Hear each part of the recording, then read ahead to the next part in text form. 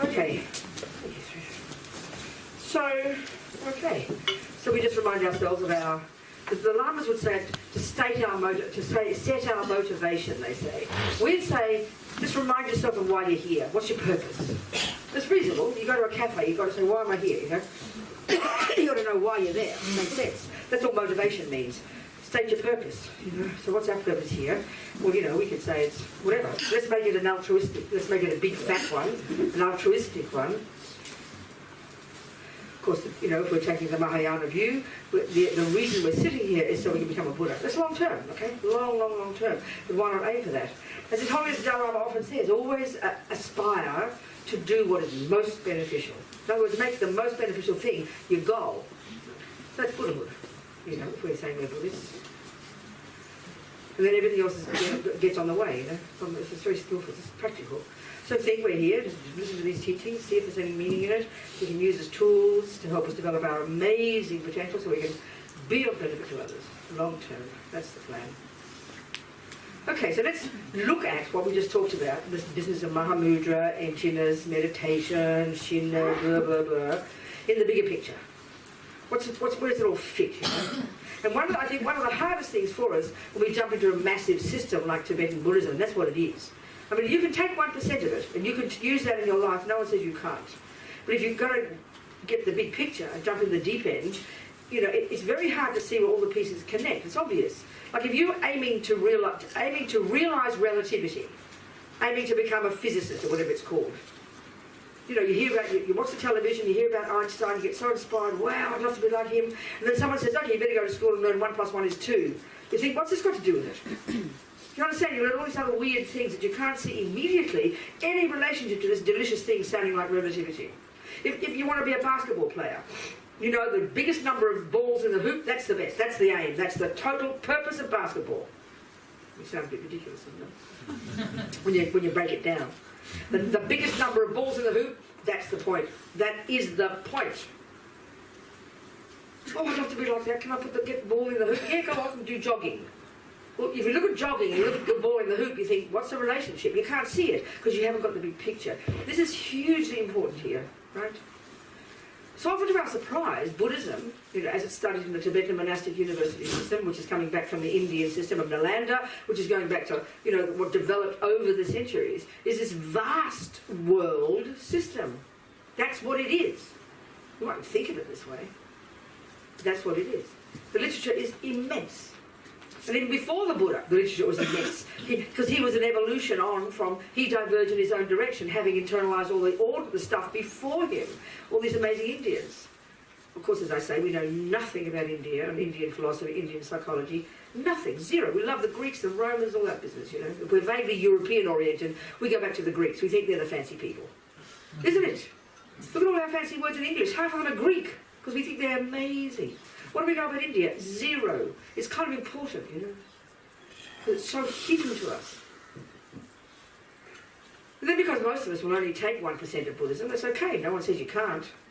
So we don't get the big picture. Fair enough. But it's helpful to do so. So what's the goal in Buddhism? To become a Sangye, a Buddha. The Tibetan word, Sangye, Buddha, Sanskrit. That's the goal. Hear it. That's the goal. Mahayana. If you're on the Hinayana path, your goal is your own nirvana. Your own cessation of suffering. Then further on from that, you add bodhicitta to the mix, and your goal is Sangye, Buddha. Literally. Just don't hear it as cosmic in the sky, fancy, impossible religion, blah, blah. The mind becomes a Buddha. Not your toenail, not your brain, and not some secret piece called a soul. Buddha doesn't talk like that. So from that perspective, it's very practical. But we hear it as religion, therefore mystical. So even if we're Buddhists for years, we still have this deep instinctive view about religion and holy and mindful and peaceful and quiet and blah, you know. I mean, I get a bit sarcastic, but get the point. So what's the big picture?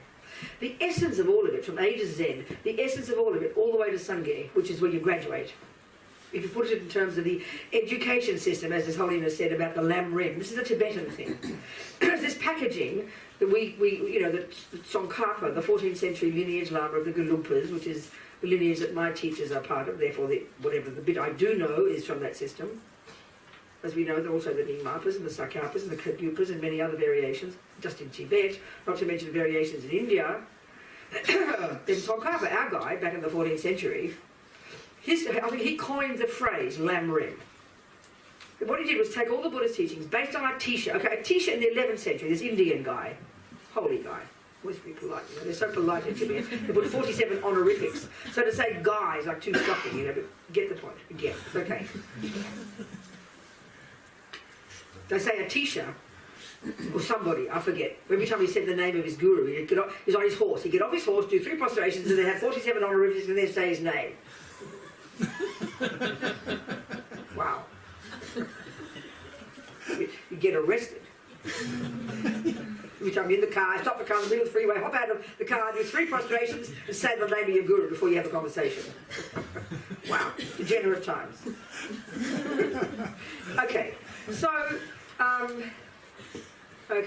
so this Lam Rim, you know, when I first heard it from Lama Zopa, I swear I heard his words 1 whole month, an intensive course.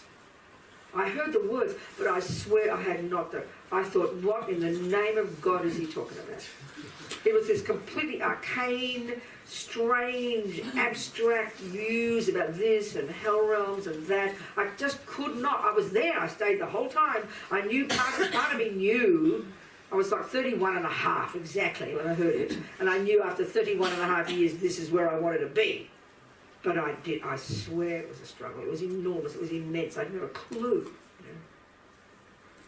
Because it's traditional packaging, traditional words, concepts, framework, coming from 14th century Tsongkhapa and kept intact.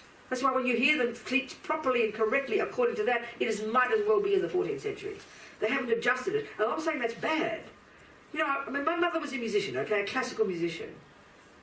Look how they respect the lineage. When she studied music, you know, and look at the notations on the music of Mozart or Bach, you would absolutely honour it. You'd completely respect it because that's the lineage. We don't criticise that. We think that's great. So they don't just chuck it out and make up new names and make it modern, you know. You really try to internalise, right back to almost feel the presence of Bach and Mozart, respecting those things. That makes incredible sense. It's incredible. It's logical. So that's exactly what they do.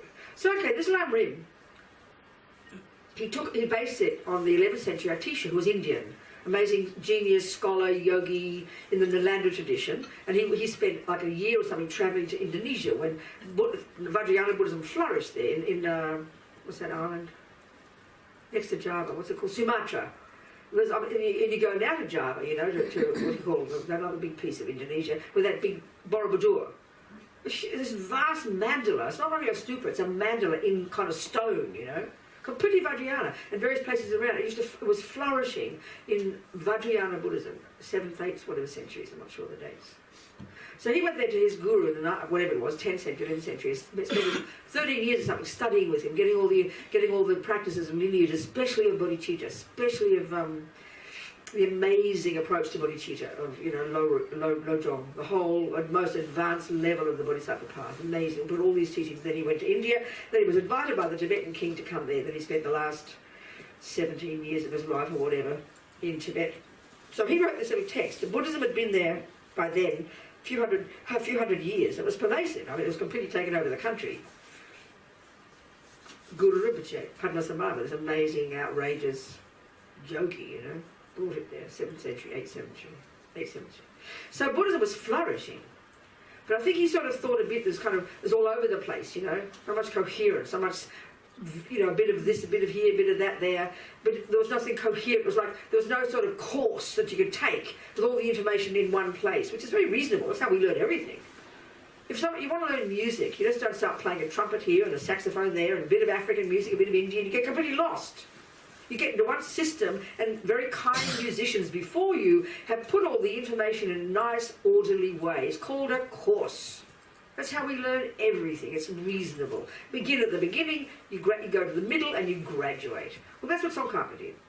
But he called the whole package of Buddhist teachings that he took from all the essential texts in all the vast literature, and took the essential points from an experiential point of view, and put them in a nice, orderly way. Orderly, obviously, because that's the order order in which a person who is studying and practicing it can internalize it. Like music, like maths, like everything. Pretty reasonable. So this Lam Rim is divided into 3 levels, 3 stages. The first, and Lama Zopa Rinpoche, being respectful to the lineage, will translate it like this. Like a summary, the shorthand for the first level is called the lowest scope. The correct long sentence is, the teachings and practices suitable to the disciple of the least capability. Well, you know what I'd rather call it? And I'm serious. Junior school. As soon as, I don't know what you use in Hebrew, but you get my point. Entry level at school. As His Holiness said, the Lam Rim is like the education system, but we're not used to thinking of religion like that. No, I don't know, do the rabbis study like this? Is that how all the teachings are structured? Do anybody know? They have levels. Yes. Levels, orderly. Well, there you go, you see. Because it's internalising, see, that's when there's in our modern culture, because there's this addiction to thinking that closing your eyes and watching your breath is Buddhism. Yes, it is a Buddhist technique. But to think it's a Buddhism is like thinking that bouncing a ball is sort of top-level basketball. Excuse me, it's a little bit more than that. So, Lam Rim, what is that? So the middle one is naturally the teachings and practices suitable to the disciple of the middle capability. And of course, that's the wisdom wing. I love the analogy of a bird needs 2 wings, wisdom and compassion. It's not just cute, it's another way of framing the entire thing. From A to Z, all Buddhist teachings fit into that packaging. Now that's the wisdom wing. If you graduated, that's high school. If you graduated high school, you achieved your own liberation, you're out of here. You've done junior school, you go to high school, you realise emptiness, you perfected the mind in emptiness, you cut all the obstacles to liberation, and you don't come back. You're done, you're cooked, you're out of here, baby. You've graduated. That's your own nirvana. That's the Hinayana path. That's the Theravadan path. But you continue. If you're going to go on to university, you still do the same stuff, but you don't not come back. You continue, and now you add to the compassion wing, and that's university level. And then you've got postgraduate. That's Vajrayana. It's a really accurate, appropriate, and really tasty and reasonable way to think about it, because we get those labels. We get it immediately. But to say the teachings of the lower scope, you've got to get used to that phrase. Why not just say, okay, get used to it. We need to. Like you learn new terms in mathematics, you've got to get used to it. But to remind us, it's like junior school, high school, university, postgraduate. Therefore, and that's the point. Lam Rim means literally path or road or way or street, whatever word you like. The second word means gradual or graded path. The gradual path. Well, guess what? Grade 1, grade 2, grade 3, grade 17, graduate. So it's totally appropriate. You're certainly using English words. Then you get it, you understand. So then logically too, if you're going to study, let's say you're going to graduate as a physicist, it's going to include all the information starting with maths and this, whatever you have to learn to be a physicist. I have no clue. There wouldn't be anything left out. There's no bit over there that doesn't fit into the program. If it's something you need to internalise, it's in the program. So all Buddhist teachings, all Buddhist philosophy, metaphysics, psychology, practice, you name it. If it is validly Buddhist teachings, and we've got to be very careful because there's so much rubbish published and everybody thinks they can make up their own mind about it. If it is validly Buddhist teachings, then it has to fit into the program. It can't be something left over. You don't need it, otherwise it's clear. So then also, it has to be applicable. It has to be used as a tool. So Tsongkhapa, in his one of these lovely Lam Rim poetic texts called the Hymns or the Songs of Experience, he says all the teachings. That's the term they use in Buddhism. Or what would you say if you're studying maths? What do you call the content? You don't say teachings. What do you call it? What's the word in English? What?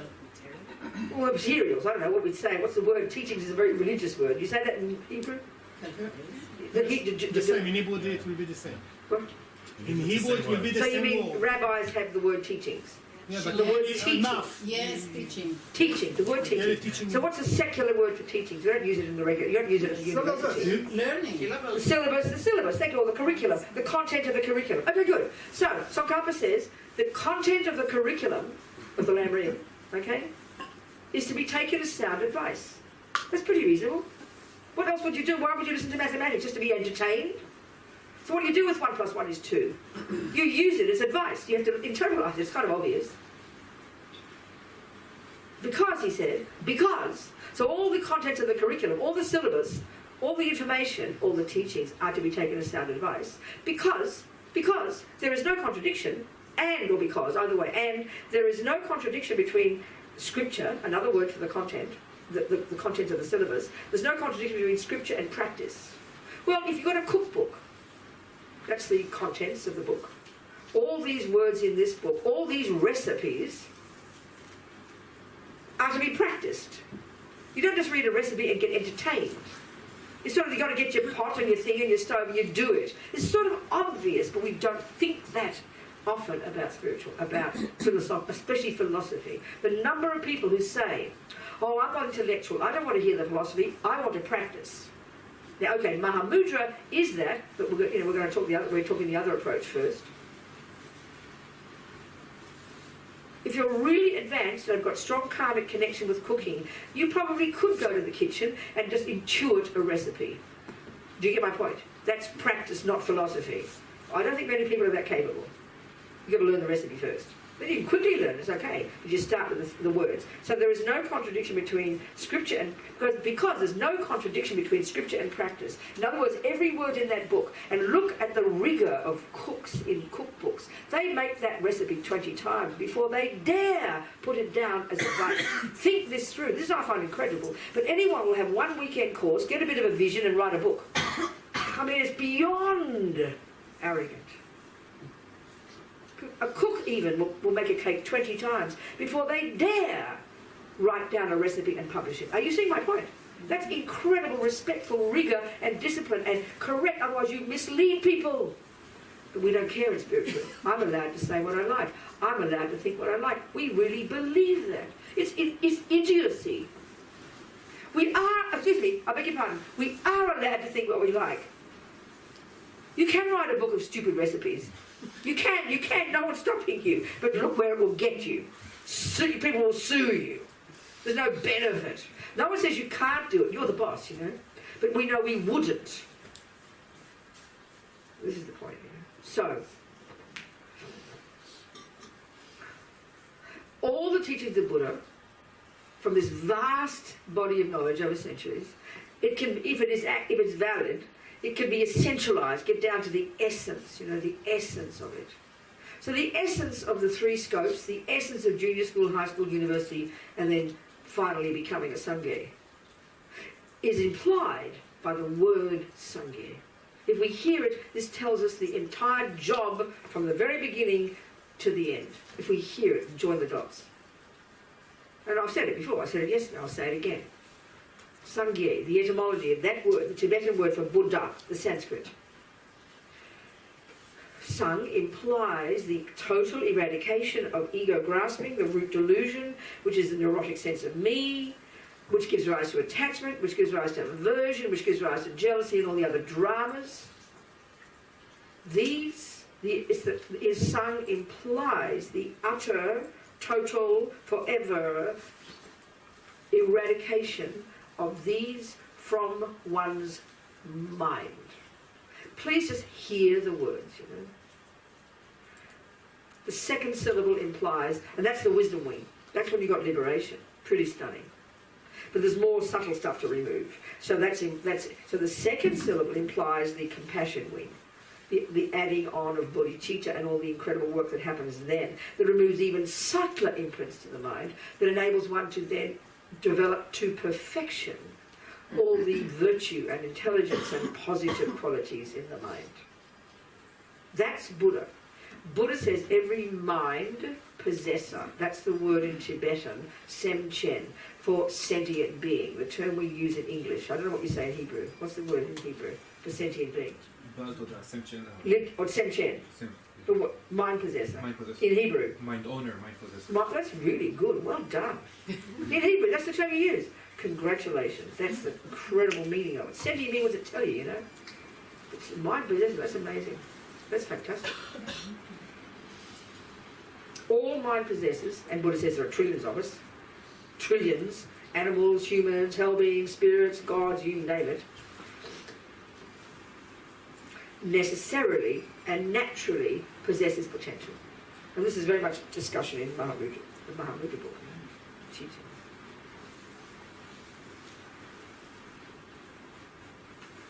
So the whole path to enlightenment, the whole Lamrim, the whole graded path, the whole course, you know, Lamrim, you could say, the better word for Lamrim I would suggest too is the word course. It's a course. It's a course. It's a course. Junior school, high school, university, postgraduate. That's literally correct. Literally the words. And you graduate as a Buddha. So you can take whatever you like from there because no one's forcing you to become a Buddha. No one's forcing you. You don't have to sort of buy into the whole thing. You can extract a little bit from the compassion wing and practice kindness. Go for it, honey. Buddha doesn't own it. You can practice, you know, controlling your mouth. That's junior school. You can practice learning to concentrate. That's taught in high school. Well, in the Mahayana path, it's taught in the context of the Bodhisattva path. We'll go to that later, in the six perfections. You can choose if you wish. No one says you can't. There's no boss.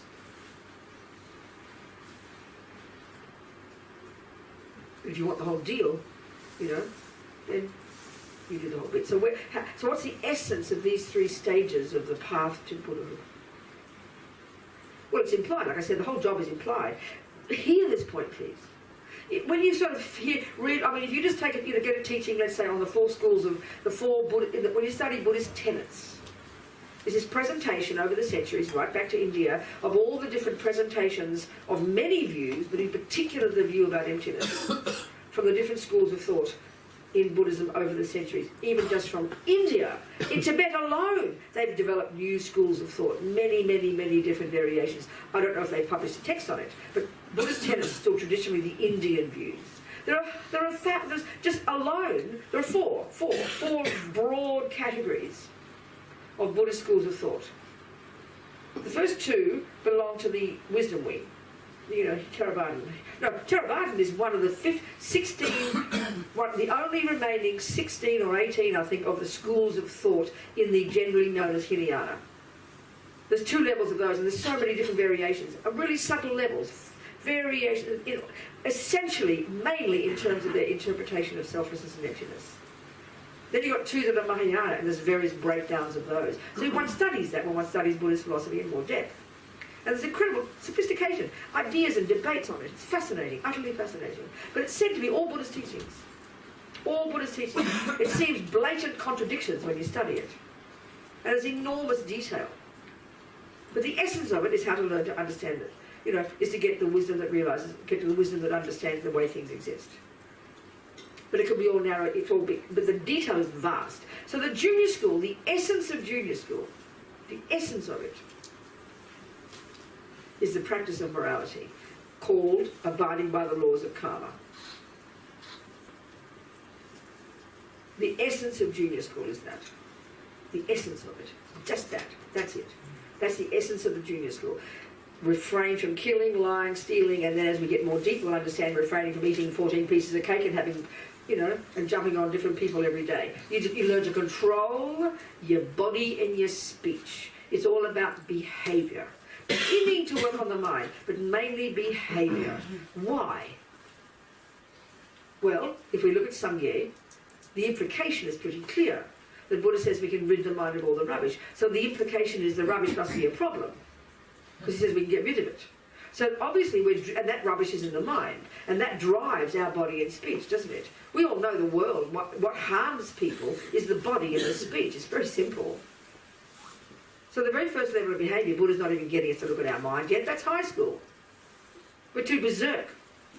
He just tells us what our grandmother says. Behave nicely, please. Don't beat people up, kill, lie, steal, you know, and, you know, beat up the dog. Behave nicely. But we've got to get the logic of why. Now, this is a massive problem. We could spend the rest of the 2 days just on this topic. But I won't yet, in a minute.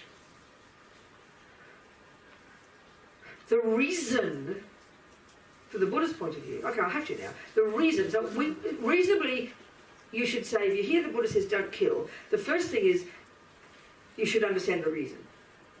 We should. We should understand the logic. So you'd say, why not, Buddha? Perfectly correct question. If your doctor says don't smoke, you don't just sit there scaredy baby, oh, all right, but you don't know why. It's helpful if you say to her, why, please, and she'll explain to you that from her experience and from medical research, they found that smoking too many cigarettes could cause cancer, and she'll show you the lungs and how it's going to cause you to die. So you go, oh, that's interesting.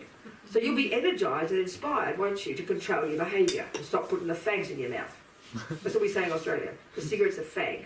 You say that here too? Australians have very peculiar phrases. They're very infantile. They shorten every word. They're hilarious. You don't wear lipstick, you wear lippy. I swear to you, everybody's lippy. It's called lippy, you know. Anyway, it's a hilarious term. So, you know, we smoke fags. Well, used to. I used to smoke 80 Marlboros a day at my peak. In between marijuana. And speed. Okay. Just a little while, for a little while. Okay, so it's reasonable and logical that if you go to the doctor, and due to her knowledge and due to her research, she will tell you this. So you'll be really grateful, won't you? This is a very powerful point now. Okay? You'll be grateful because you can imagine cancer, even though maybe you've never met anyone, but you'll trust her because you've looked into her. That's why you've gone to this doctor, not because she's got a cute nose. You've chosen this doctor because you've got a good reputation, and you're prepared to trust her. You've got confidence in her. Confide, the Latin, with faith, with trust, based on using your noggin, not just because she's cute. So you'll think, thank you for your kind advice. So then you attempt to do it. You attempt to control your behaviour and stop putting the fags in your mouth. Because why? This is the point. Why? This is the point. Because you don't want future suffering. It's completely obvious. This is now the essence of the meaning of the first scope. No, I'll come back to this. Okay, so the second scope is getting to the point. The delusions, remember Sangye, Sang, rid of the rubbish, so we have to imply that Buddha says the rubbish is a problem, which is the meaning why we're calling it rubbish. He says it's the source of all suffering. So now we get to this in the second scope, because now we've controlled our body and speech enough to have some discipline and grown-upness and some self-respect. And now we can get to the real job. This is where we become a Buddhist. Because the first scope, good communists behave well, good Jews behave well, good Arabs behave well, good everybody. It's common. There might be variations of what good behaviour means, morality, ethics, but the fundamental principle is behave nicely. Everybody accepts that. The world. Now we get to the essence of Buddha's particular approach. This is now in high school. This is the final stages of the wisdom wing. Roughly speaking, you can say like that. Now we get to the real point. Now that you've subdued your body and speech enough that you're able to have the intelligence to start looking inside to the sources, the causes of the ridiculous things you do, which cause you suffering, which harm others, etc., etc. We'll go back to that. So now you become your own therapist, as Lamy puts it. We do what we discussed last night. Learn this. You learn concentration, and you learn. So in the wisdom wing, these are actually okay. So I'll go into that in a minute. Detail. So that's where you start to look at your mind. And what are you doing in your mind? What are you doing in your mind? If you take Sangye, rid of the rubbish and full of the goodness, it's obvious. That implies the job. You better learn to distinguish between the rubbish and the goodness. That's the job, and that's what we discussed yesterday when we. Oh, it was something else, wasn't it? It was the people who go to prisons, fantastic group of people going to prisons. And they were discussing mindfulness, and I asked each person what they thought about mindfulness. And one of the commonest understandings is, and that's not wrong, it's Buddha's teachings, but you step back, you just look at the things, you don't judge, you just see there's anger, there's this, there's that. But that's as far as many people take it. You just look at there's anger. Well, that's nihilism. You're driving, I said, you're driving because we don't want to judge, you see. We're very scared of judging, calling it judging in Western psychology, modern psychology. So you just look at the anger. Well, that's like I said, driving on the freeway, and you discover that you're just observing that you're driving into the wrong lane. I am driving into the wrong lane. Do you get my point here? What's next? What's the next point? It's obvious. Better fix it, honey. Quick, smart. Get back in the right lane. That's not judgment. I said that's intelligence. But we're too scared to think of anger, but that's the Buddha's view. So never mind. In the high school, you're now learning the brilliant, ingenious job to use discrimination, one of the third category, the mechanics, and intelligence and mindfulness and alertness and all these other marvellous